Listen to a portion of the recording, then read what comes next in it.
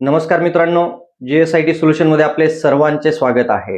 मित्रांनो, तुम्ही बॉम्बे हायकोर्टच्या ड्रायव्हर भरतीची तयारी करत असाल किंवा अन्य कोणत्याही पदाची तयारी करत असाल तर तुमच्यासाठी अतिशय महत्त्वाची आपली ही लेक्चर सिरीज सुरू आहे की ज्याच्यामध्ये तुम्हाला मुंबई व मुंबई परिसरातील खूप सगळे प्रश्न या लेक्चर सिरीजच्या माध्यमातून मिळणार आहेत. त्यासाठी तुम्ही अजूनपर्यंत आपल्या चॅनलला लाईक, सबस्क्राईब आणि शेअर केलं नसेल तर प्लीज आपल्या चॅनलला लाईक करा, सबस्क्राईब करा आणि सगळ्यात महत्त्वाचं म्हणजे बेल आयकॉनचं बटन दाबायला विसरू नका. म्हणजे असेच महत्त्वाचे नवनवीन प्रश्न सर्वात अगोदर तुमच्यापर्यंत येतील. प्रश्न तुम्हाला स्क्रीनवरती दिलेला आहे, तो प्रश्न तुम्ही वाचलेला असेल आणि त्याचं उत्तर देखील कमेंट केलेलं असेल. तर प्रश्न काय होता बघा, एलिफंटा लेणी कोणत्या बेटावर आहेत? बघा, एलिफंटा जी लेणी आहेत ती कोणत्या बेटावर आहेत? सालसेट, घारापुरी बेट, मड आणि जुहू हे आपल्याला इथं काय दिलेले आहेत? 4 ऑप्शन दिलेले आहे आणि याच्यातील करेक्ट उत्तर बघा काय आहे की एलिफंटा लेणी जी आहे ती घारापुरी जो बेट आहे त्या बेटावरती वसलेली आहे. चला पुढचा प्रश्न मित्रांनो तुमच्या समोर आहे. सीएसएमटी ची रचना कोणत्या स्थापत्य शैलीत आहे? बघा, सीएसएमटी ची रचना जी आहे ती रचना कोणत्या स्थापत्य शैलीत आहे? सीएसएमटी हे मुंबईमधील सर्वात मोठं काय आहे? रेल्वे टर्मिनस आहे आणि त्याची जी स्थापना आहे ती स्थापना कोणत्या शैलीत आहे असं आता इथं आपल्याला विचारलं गेलेलं आहे. कॅथिक पुनर्जीवन शैली, त्याच्यानंतर द्रविड शैली, मुघल शैली, रोमन शैली. बघा, सीएसएमटी ची जी रचना आहे ती रचना कोणत्या शैलीमध्ये आहे हे आपल्याला विचारलं गेलेलं आहे आणि याचं करेक्ट आन्सर बघा, कॅथिक पुनर्जीवन शैली जी आहे त्या शैलीवरती काय आहे? मुंबईच्या सीएसएमटी जे टर्मिनस आहे त्याची रचना आहे. पुढचा प्रश्न मित्रांनो तुमच्या समोर आहे. सीएसएमटी चे बांधकाम कोणत्या वर्षी पूर्ण झाले? बघा, इथं काय विचारलं जाऊ शकतं आपल्याला की जे सीएसएमटी आहे त्याचं बांधकाम जे आहे ते कोणत्या शैलीत आहे? सीएसएमटी म्हणजे छत्रपती शिवाजी महाराज टर्मिनस हे त्याचं पूर्ण नाव आहे आणि त्याचे जे काही बांधकाम आहे ते बांधकाम कोणत्या वर्षी पूर्ण झालं? 1878, 1888, 1895, 1901. आणि याचं करेक्ट आन्सर बघा काय आहे? 1888, 888. 1888 साली सीएसएमटीचं जे बांधकाम आहे ते बांधकाम पूर्ण झालेलं आहे. चला पुढचा प्रश्न मित्रांनो तुमच्या समोर आहे.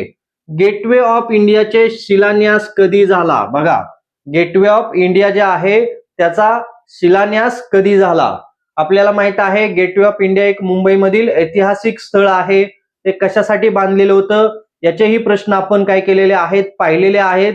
त्यामुळं तुम्हाला गेटवे ऑफ इंडियाचा शिलान्यास कधी झाला असं विचारलं गेलं तर त्याच्यामध्ये ऑप्शन बघा काय आहेत? 1905, 1911, 1920 आणि 1924 हे काय दिलेले आहेत? आपल्याला 4 ऑप्शन दिलेले आहे आणि गेटवे ऑफ इंडियाचा शिलान्यास जो आहे तो शिलान्यास 1911 साली झाला. चला पुढचा प्रश्न मित्रांनो तुमच्या समोर आहे. गेटवे ऑफ इंडिया कोणत्या भागात आहे? बघा, गेटवे ऑफ इंडिया कोणत्या भागात आहे असं आपल्याला ते विचारलेलं आहे. मित्रांनो, तुम्ही बॉम्बे हायकोर्टच्या ड्रायव्हर भरतीची किंवा अन्य कोणत्याही पोलीस भरती असू द्या किंवा अन्य कोणतीही ड्रायव्हर भरती असू द्या त्याच्यासाठी तुम्हाला काय केले जातात? तिथं टेक्निकल प्रश्न विचारले जातात ड्रायव्हर भरतीवरती. तर त्या टेक्निकल प्रश्नांची 500 पेक्षा अधिक प्रश्नांची पीडीएफ तुम्हाला हवी असल्यास आपल्या mtechsolu.com या वेबसाईट वरती ती पीडीएफ तुम्हाला मिळणार आहे. वेबसाईटची लिंक मी तुम्हाला या व्हिडिओच्या डिस्क्रिप्शन बॉक्समध्ये दिलेली आहे, तिथून तुम्ही ती पीडीएफ मिळवू शकता.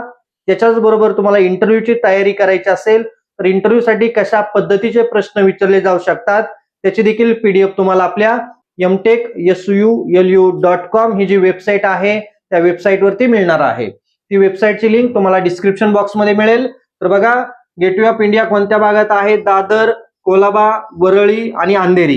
चला इथं आपल्याला 4 ऑप्शन दिलेले आहेत आणि त्याच्यातील करेक्ट ऑप्शन आहे बघा कोलाबा जे आहे या कोलाबा या ठिकाणी काय आहे? गेटवे ऑफ इंडियाचा त्या भागात आहे.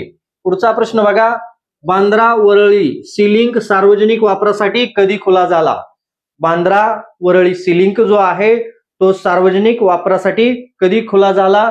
तर त्याच्यामध्ये 2005, 2009, 2012 आणि 2015. तर याचं करेक्ट आन्सर बघा 2009 साली काय झालेलं आहे, बांद्रा वळई सी लिंक जो आहे तो सार्वजनिक वापरासाठी खुला झाला. पुढचा प्रश्न मित्रांनो तुमच्या समोर आहे, सी लिंकची लांबी अंदाजे किती आहे? बघा, बांद्रा जो काही सी लिंक आहे वरळी, त्याची लांबी आपल्याला इथं किती आहे विचारलेलं आहे. तर 2 किलोमीटर, 3 किलोमीटर, 5.6 किलोमीटर आणि 10 किलोमीटर. तर याचं करेक्ट आन्सर बघा काय आहे, 5.6 किलोमीटर ही काय आहे, सी लिंकची लांबी आहे. चला पुढचा प्रश्न मित्रांनो तुमच्या समोर आहे, कानेरी लेणी कोणत्या धर्माशी संबंधित आहे? बघा, कानेरी जी लेणी आहे ती कानेरी लेणी कोणत्या धर्माशी संबंधित आहे असं विचारलेलं आहे.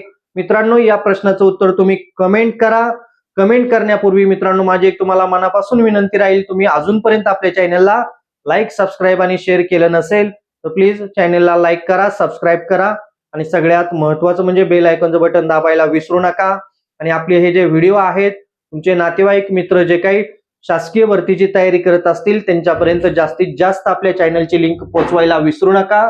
तर बघा, हिंदू, बौद्ध, जैन आणि शीख कानेरी लेणी जी आहे ती कोणत्या धर्माशी संबंधित आहे? तर याचं करेक्ट आन्सर आहे बौद्ध धर्माशी कानेरी लेणी काय आहे, संबंधित आहे. तर पुढचा प्रश्न मित्रांनो बघा तुमच्या समोर आहे, राजाबाई टॉवरची रचना कोणी केली? बघा, राजाबाई जो टॉवर आहे त्या टॉवरची रचना कोणी केली?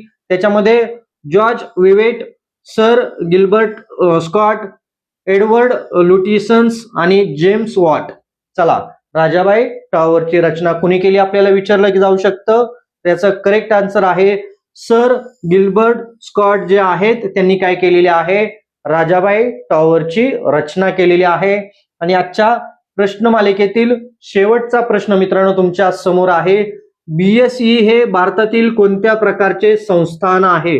बघा, बीएसई हे भारतातील कोणत्या प्रकारचे संस्थान आहे? बीएसई म्हणजे बॉम्बे स्टॉक एक्सचेंज हे जे संस्थान आहे ते संस्थान कोणत्या प्रकारचे संस्थान आहे? बँक, शेअर बाजार, विमा कंपनी आणि उद्योग समूह. आपल्या सर्वांना माहित आहे बीएसई काय आहे. तर याचं करेक्ट आन्सर आहे बीएसई म्हणजे बॉम्बे स्टॉक एक्सचेंज हे शेअर बाजार जे आहे त्या शेअर बाजारच्या प्रकारचे संस्थान आहे. मित्रांनो सगळ्यात महत्वाचं म्हणजे आपल्या चॅनलला लाईक, सबस्क्राईब आणि शेअर करायला विसरू नका. आणि आपले व्हिडिओ जे आहेत, आपले चॅनल जो आहे तो तुमच्या मित्रांपर्यंत, नातेवाईकांपर्यंत जास्तीत जास्त शेअर करा. तर भेटूया अशाच नवीन प्रश्नांबरोबर पुढच्या लेक्चरमध्ये. जय हिंद, जय महाराष्ट्र.